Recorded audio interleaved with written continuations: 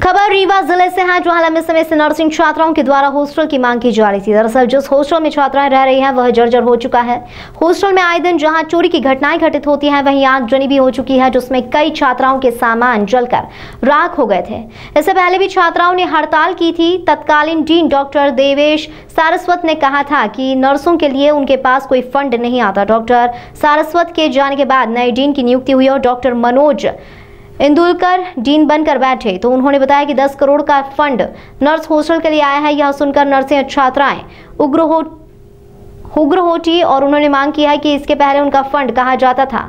नर्सों ने कहा कि अगर उक्त हॉस्टल में चिकित्सक और वरिष्ठ अधिकारियों की बेटियां रह रही होती तो क्या करते। आइए आपको दिखाते हैं नर्सों की तख्ती लिखे स्लोगन और सुनाते हैं नर्सों की क्या मांग है।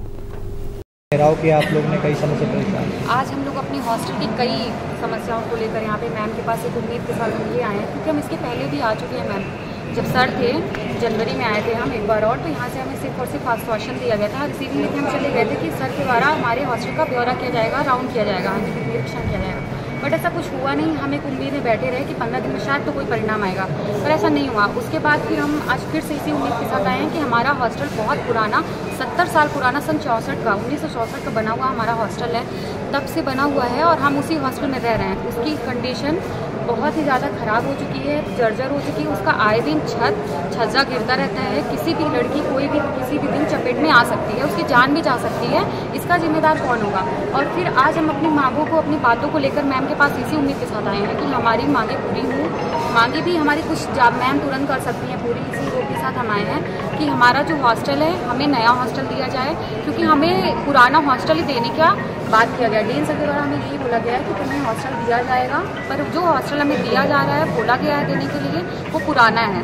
और हमारे हॉस्टल को तो लोक निर्माण के द्वारा ये बोला गया है कि इस हॉस्टल का निर्माण नहीं किया जा सकता, क्योंकि वो डिसमेंटल हो चुका है पूरी तरीके से। वहाँ पे रखा जाए। अभी कितनी छात्राएं हैं, कौन से? हम हॉस्टल में तो रह रहे हैं 100 लोग हैं, हम लोग हॉस्टल में रह रहे हैं। बाकी हमारी छोटी छात्राएं बाहर 40 लोग बाहर रहते हैं, बाहर से अप डाउन कर रही हैं। वो लोग सिर्फ और सिर्फ इसलिए क्योंकि रहने के लिए कोई व्यवस्था नहीं है, इसलिए वो बाहर से अप डाउन करने के लिए मजबूर है।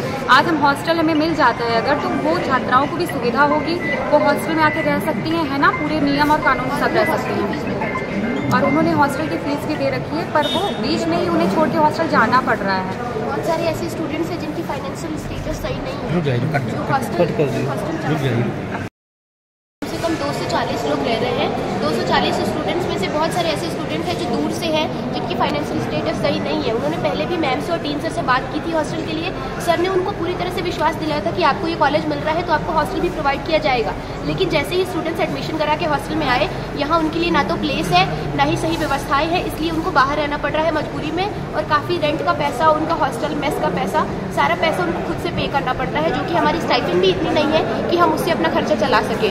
डीन सर को हमने कई बार ये बात बोली है, लेकिन कोई भी इस पे ध्यान नहीं दे रहा है, इसलिए हम मैम के पास। इसके पूर्व कुछ घटनाएं भी घटी थी हॉस्टल में। इसके पहले हमारे यहाँ एक बार शॉर्ट सर्किट हुआ था, आग लग गई थी, 2-4 बच्चों के पूरे सामान जल चुके हैं, सारा पैसा जल चुका है, उनको काफ़ी सारी नुकसान हुआ था। लेकिन सर ने हमसे सीधे जो इनके जो अभी इंदुलकर सर डीन है, उनके पहले डीन सर थे, एक्स डीन सर ने हमें ये बोला था कि नर्सिंग के लिए कोई फंड नहीं आता है, हम कुछ नहीं कर सकते हैं आप लोग के लिए, जो भी करना है आप खुद से करो, जहाँ मन है वहाँ रहो। हमें क्लियरली हमारे मुंह पे यही जवाब दिया गया था। देवेश सारस्वत सर द्वारा हमें यही बोला गया था कि आपको जहाँ रहना है वहाँ रहो, हम कुछ नहीं करेंगे, नर्सिंग के लिए कोई फंड नहीं आता है। अभी प्रेजेंट में जो डीन सर है, उन्होंने हमसे ये क्लियरली कहा है कि 10 करोड़ का फंड आया है।